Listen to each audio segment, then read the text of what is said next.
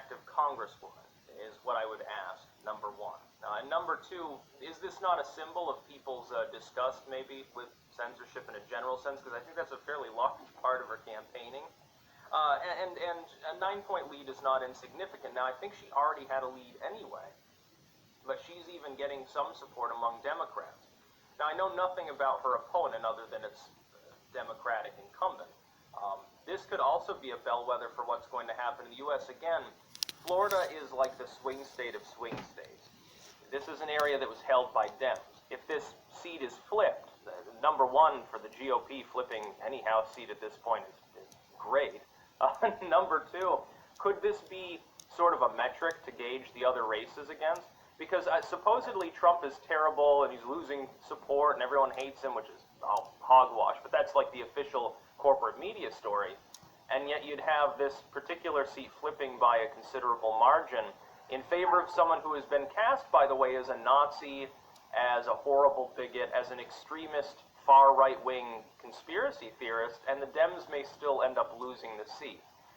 This was always funny. This was something that I found amusing in 2016. Essentially, if you really listen to what was being said, it's Hillary Clinton failed to lose against Adolf Hitler 2.0 with less intelligence. If you listen to the legacy media and the Democrats, it's what they would have you believe.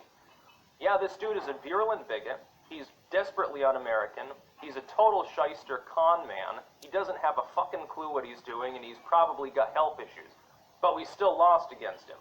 I remember that joke was actually made back in the 2000s, like, with Bush and Kerry. It's like, Bush is the most divisive, horrible, warmongering, despicable president we've ever had. And our candidate's about even with him. John Kerry, of course, when he was running for re-election. These things, these optics matter. I wish her well. I think it's fairly likely she'll win, I guess. You can look for the Democrats to do anything. If the Democrats get desperate, they'll spend through the nose to try to knock her off. Because I think they'd be terrified at the idea of having someone like Loomer actually be in Congress, having legit political power and the ability to speak to a larger constituency, to be on the news and so forth.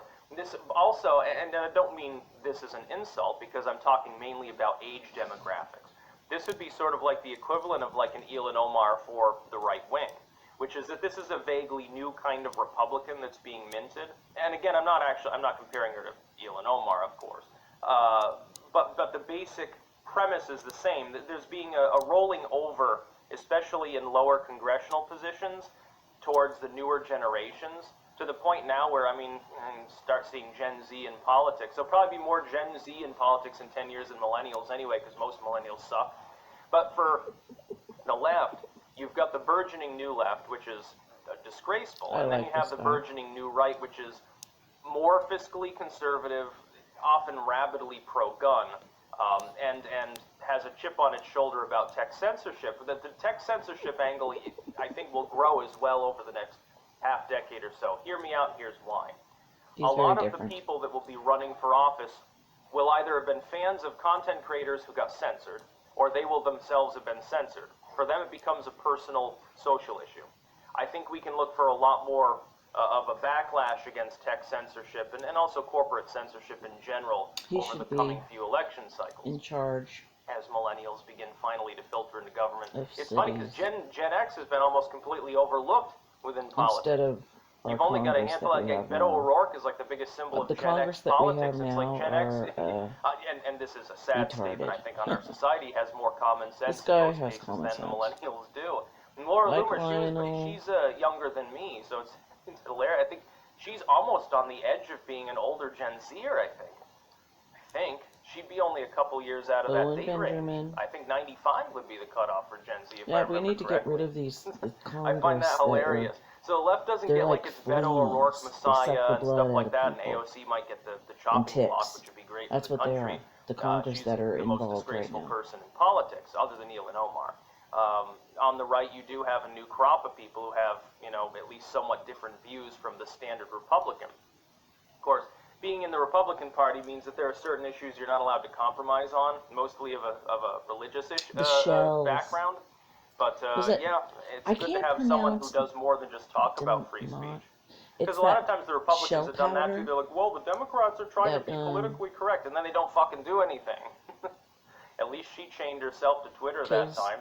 fleas and That's ticks. more than most of the The people. shell powder. I guess the only And they French there block that she'll likely the have is probably beaches. like Rand There's Paul. 'Cause she's something been there. cast off as a The Nazi. One stinking thing, the demon Democrats crabs, always overstretch okay, when they think they have that a are mandate. The closing Republicans the are always too beaches. hesitant.